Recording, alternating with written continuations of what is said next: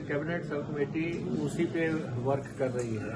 4 post code का मसला हमारे सामने है। हमने आज डायरेक्शंस दी है कि आप एक तो हमारे पास पहले जो नीट को लेके सुप्रीम कोर्ट का ऑर्डर जो है जजमेंट जो है उसमें एग्जैक्टली उन्होंने क्या कहा है उसका ब्लैक एंड व्हाइट में जो है कमेटी के समक्ष रखें कि वो ऑर्डर क्या कहता है, क्योंकि उसमें पर्चा रद्द नहीं किया गया और ये कहा गया कि कुछ बातें उन्होंने उसमें रखी हैं कि इनको आधार रखते हुए फैसले होने चाहिए। हमने कहा कि जो बातें सुप्रीम कोर्ट ने कही है उसकी लाइट में आप हमारे पास रखें। सेकेंडली, हमने विजिलेंस को ये कहा है कि आप हमें स्पष्ट तौर पे बताएं कि कितने लोगों के खिलाफ केस है। जैसे विजिलेंस कह रहा है कि 7 लोगों के खिलाफ केसेस है, 28 लोग टोटल नामजद बनते हैं, 2500 के आसपास बच्चों के पेपर्स का सवाल है, 25,000 के आसपास ने पेपर दिया है।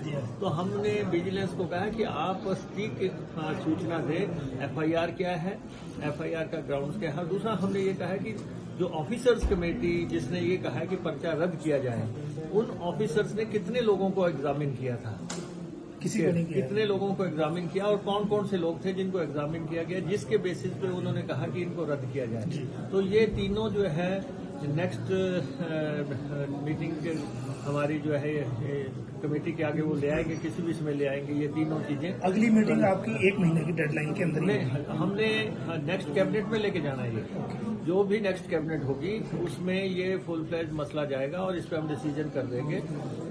और लेकिन ये 3 चीजें हैं कि सुप्रीम कोर्ट का नीट का फैसला और जो है हमारे विजिलेंस का ने कितनी एफआईआर्स की हैं और उन ग्राउंड्स के मुताबिक क्या ये सफिशिएंट ग्राउंड्स हैं कि इनको रद्द करना बनता है या इनको जो है आगे बढ़ाने का बनता है, और ऑफिसर्स कमेटी ने क्या सॉलिड ग्राउंड्स दिए हैं। तो ये हम स्टडी करने के बाद एक इसमें पोस्ट कोड है सर, स्टेनोटाइपिस्ट, जिसमें एफआईआर नहीं है। देखिए, स्टेनोटाइपिस्ट में का मसला यहाँ रॉन्गली क्लब हुआ है। हमने देखा कि उसमें ये है कि जो टाइपिंग टेस्ट की बात की गई है कि उसमें टाइम फ्रेम तय नहीं किया गया था, तो टाइपिंग तो दोबारा भी करवाई जा सकती थी कि अगर आपको लोगों को उन सबको बुला के एक शेड्यूल टाइम में टाइपिंग टेस्ट किया तो काफी इसमें कमियां पेशियां हैं। लेकिन हम फाइनलिटी की तरफ बढ़ रहे हैं।